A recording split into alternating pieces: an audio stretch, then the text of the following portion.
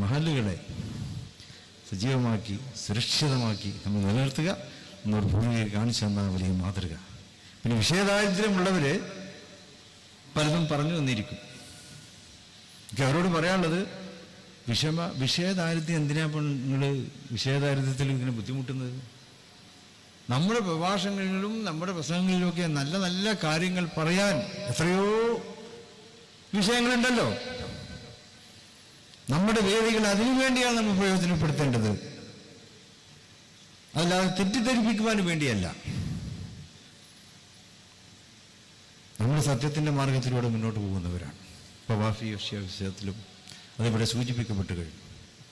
അതിന് ഉത്തരവാദിത്തപ്പെട്ട ഒരു സമിതി അതിനുണ്ട്. സമസ്ത കേരള ജമിയത്തുൽ ഉലമയുടെ ഉന്നത മുഷാവറ അംഗങ്ങൾ ഉൾക്കൊള്ളുന്ന ഒരു സമിതിയാണ്.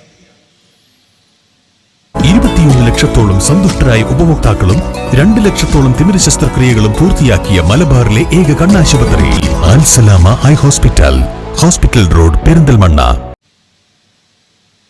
അവരെയും മറികടന്നുകൊണ്ടുള്ള പ്രചാരണത്തിനൊന്നും ആരും മെനക്കെടരുത് എന്ന് എനിക്ക് പറയാനുള്ളത്.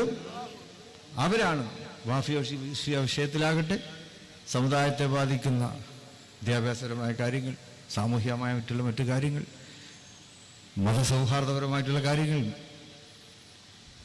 ഈ കാര്യങ്ങളിലൊക്കെ തന്നെ ഉന്നത സമിതിയായ സമസ്ത കേരള ജമിയത്തുൽ ഉലമ കാലാകാലങ്ങളിൽ ഉറച്ച നിലപാടുകൾ എടുത്തിട്ടുണ്ട്.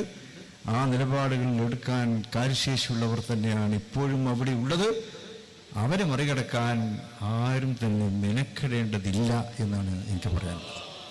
അത് കേരളത്തിൻ്റെ നവോത്ഥാന പാരമ്പര്യത്തിന് എതിരാണ്, അങ്ങോട്ട് വെക്കുന്നതാണ്, അനുസരണമാണ്.